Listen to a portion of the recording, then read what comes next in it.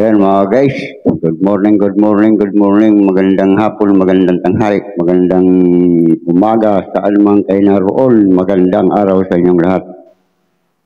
Muli naman tayo magre-repair, mayroon tayong re-repairin dito na ito totally nabaklas ko na eh.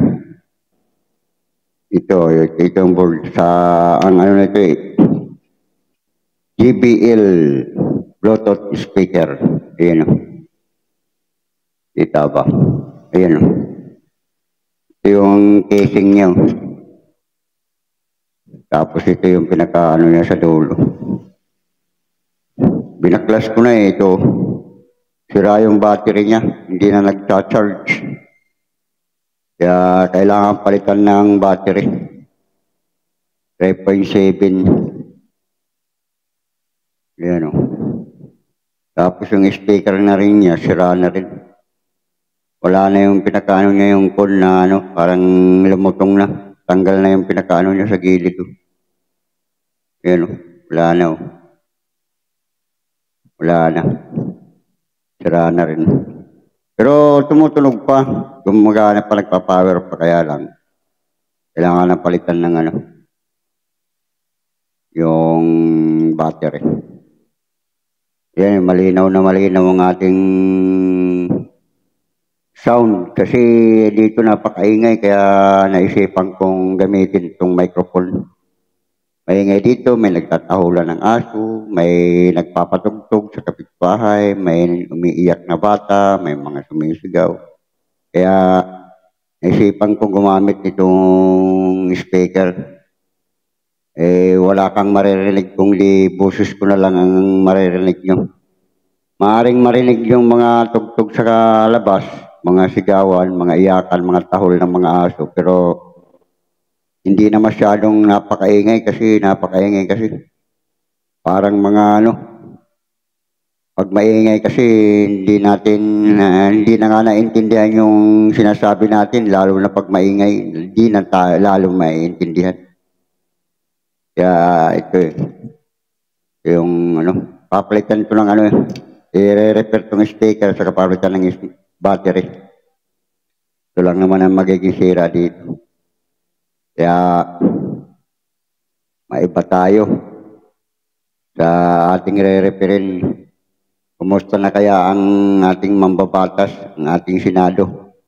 Mukhang nabalitaan kung ano, mukhang iwanan na daw ni Lacson ano, tungkulin niya, mukhang magre-resign na yata sa ano bang tawag yan, Committee Rebel. Magre-resign na sana.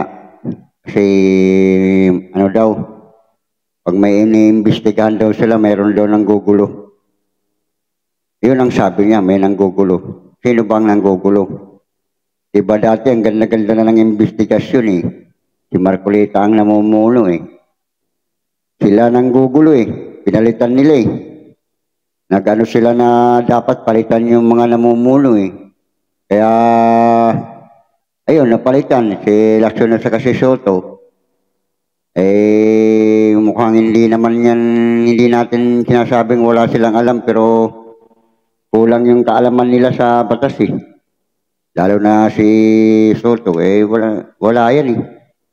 Ibang nalalaman yan, iba rin ang kaalaman yan, kanya-kanya namang nalalaman yan eh. Kaya, dapat din mag-resign na rin yun eh. Na ano eh, Senate President eh. Saka si Lacson, mag-resign na rin yan sa Bloom Ribbon Committee. Kasi ano eh, binabaliktad nila eh. Mayroon, kaya daw mag-resign siya, kaya daw iiwanan niya yung ano na yun. Kasi may nanggugulo daw. Bawat pag may iniimbestigahan daw nila, may nanggugulo daw. Parang binabaliktad naman, kayo ang nanggugulo eh. Sila ang nanggugulo eh. Iniimbestigahan na nga yung kung sino yung mga kasangkot eh. Guguluhin nila kasi parang pinagtatakpan nila, kaya yan, mag-resign na lang kasi hindi nila matakpan eh. Kaya yun ang sabi ko eh.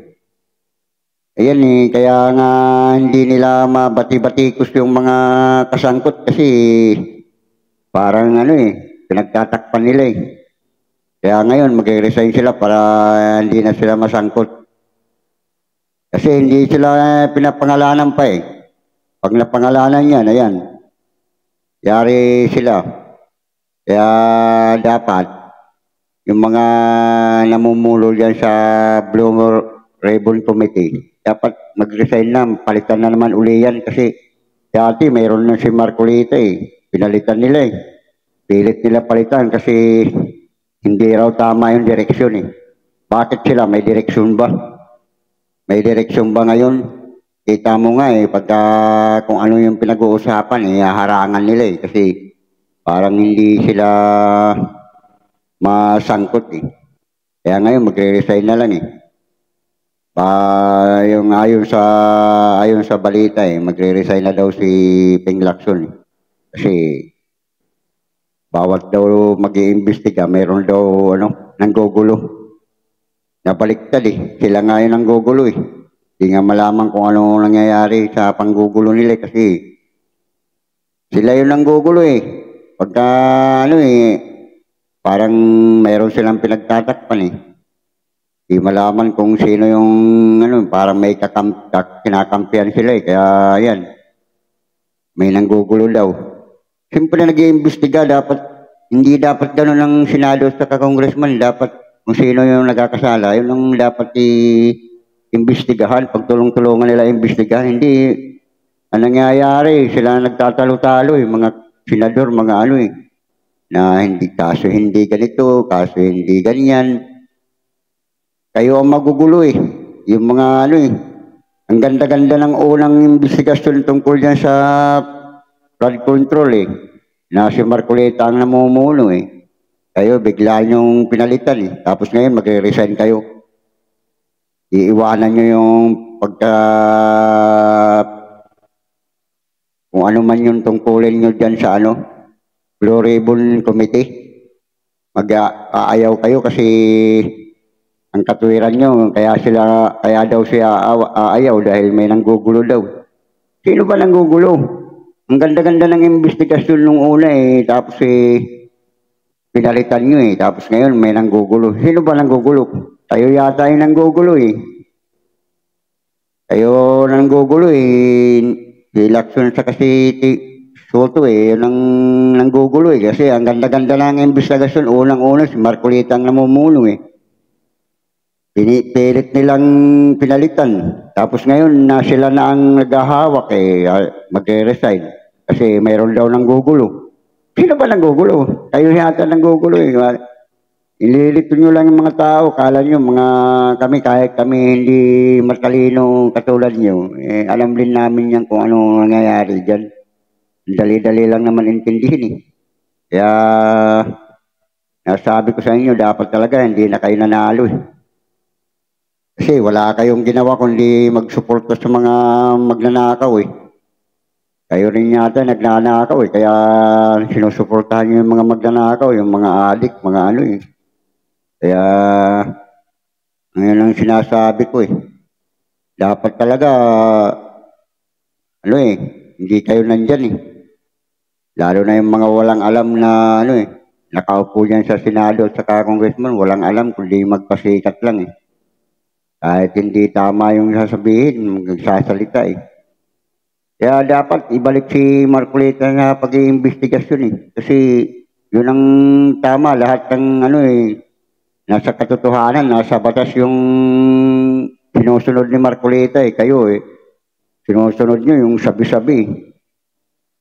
Sinusunod nyo yung mga tao na nag-aalot sa inyo, nagsusulsul, kaya wala nangyayari sa batas natin. Wala nangyayari sa bayan natin, kaya kung ganyan kayo.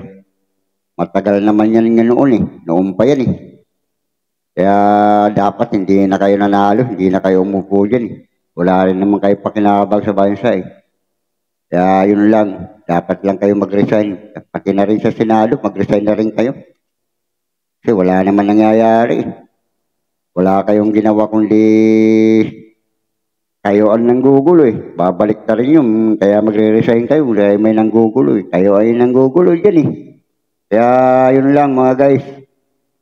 Pasensya na kayo at ito ay naisingit natin sa pagre-repair. Kaya naisip ko lang na sa pagre-repair ng aking speaker Bluetooth, naisip ko lang na dahil sa mga magnanakaw, tayo naghihirap sa bansang Pilipinas. Isipin mo lang yun. Pera natin, kinukuha nila. Sinasarili nilang gastusin. Kaya yun lang. Salamat sa inyong panonood.